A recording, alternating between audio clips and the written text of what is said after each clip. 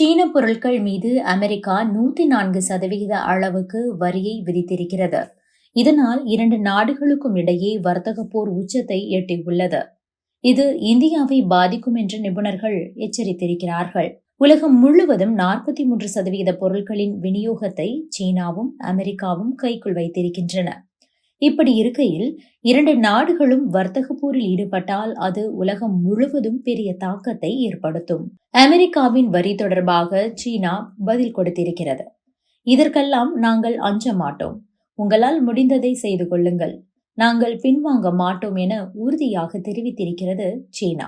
எனவே சீன பொருட்கள் அமெரிக்காவில் விற்பனையாவது தற்போது அமெரிக்கா சீன பொருட்களின் இறக்குமதி மீதான வரியை அதிகரித்திருப்பதால் அமெரிக்காவில் சீன பொருட்களின் விற்பனை என்பது சரியும்.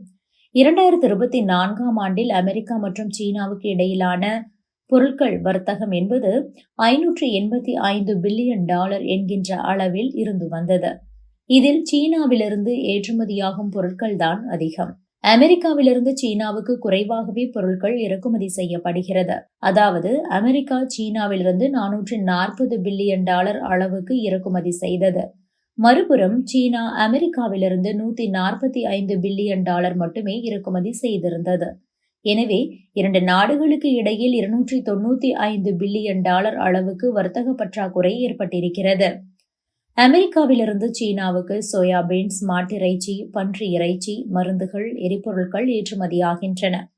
பதிலுக்கு சீனா மின்னணு பொருட்கள், கணினிகள், பொம்மைகள், மின்சார வாகன பேட்டரிகள், ஸ்மார்ட் போன்கள் ஆகியவற்றை ஏற்றுமதி செய்கின்றன. இப்போது சீனா மீதான வரி உயர்த்தப்பட்டிருப்பதால் சீன பொருட்கள் அமெரிக்காவில் அதிக விலைக்கு விற்பனையாகும். எனவே அந்த நாட்டு மக்கள் சீன தயாரிப்பையே புறக்கணிப்பார்கள்.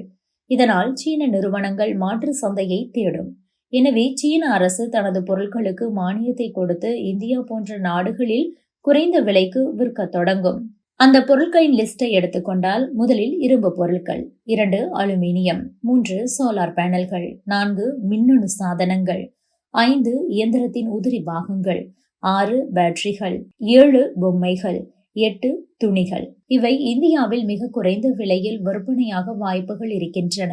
மேலோட்டமாக பார்த்தால் இது நல்ல விஷயம் மாதிரிதான் தெரியும். ஆனால் இந்தியாவில் உள்ள உற்பத்தியாளர்கள் இதனால் கடுமையாக பாதிக்கப்படுவார்கள். உதாரணத்திற்கு இரும்பு பொருட்கள் குறைந்த விலையில் இந்தியாவின் மார்க்கெட்டுக்குள் நுழைந்தால் இங்கு இருக்கும் டாடா ஸ்டீல், JSW போன்ற நிறுவனங்கள் கண்டிப்பாக பாதிக்கப்படும். சீன ஜவுளி பொருட்கள் இந்தியா உள்ளே நுழைந்துவிட்டால் திருப்பூர் ஆடை தொழிற்சாலை மொத்தமாக காலியாகும். இப்படி எல்லா துறையிலும் பாதிப்புகளை அடுக்கிக் கொண்டே போகலாம். தொடர்ந்து இதே நிலை நீடித்தால் இந்தியாவின் சிறு குறு மற்றும் நடுத்தர தொழில்கள் அப்படியே முடங்கி போகும். குறிப்பாக தமிழ்நாடு, குஜராத், மகாராஷ்டிரா போன்ற மாநிலங்கள் தான் கடுமையாக பாதிக்கப்படும். இதையெல்லாம் தடுக்க சீன தயாரிப்புகளை ஓவராக உள்ளே அனுமதிக்க கூடாது என்று பொருளாதார நிபுணர்கள் எச்சரித்துள்ளனர். ஆன்டி டம்பிங் டியூட்டி எனப்படும் தடுப்பு வரியை விதிப்பதன் மூலம் MSME துறையை பாதுகாக்க முடியும் என நிபுணர்கள் கூறியுள்ளனர். தற்போது சீனா மீது 104% வரியை அமெரிக்கா விதித்திருக்கிறது என்றால் இதற்கு என்ன காரணம் என்று பார்க்கும்போது பரஸ்பர வரி விதிப்புக்கு பதிலடி கொடுத்தால் சீனா மீது நாங்கள் கூடுதலாக 50% வரியை விதிப்பேன் என்று அமெரிக்க அதிபர் ட்ரம்ப் அறிவித்திருந்தார். மேலும் சீனா தனது வரி விதிப்பை திரும்ப பெற ஒரு நாள் கெடு விதித்திருந்தார். இந்த கெடு முடிவடைந்த நிலையில் சீனா மீது 104% வரி விதிக்கப்படும் என்பதை ட்ரம்ப் உறுதி செய்திருக்கிறார். ஆக இந்த வரி விதிப்பு என்பது நாளை முதல் அமலுக்கு வர உள்ளது.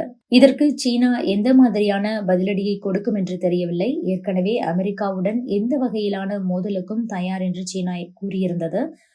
இதனால் உலக அளவில் வர்த்தக போர் வெடித்து பொருளாதார மந்தநிலை ஏற்படும் அபாயம் இருப்பதாக வல்லுநர்கள் கூறுகிறார்கள்.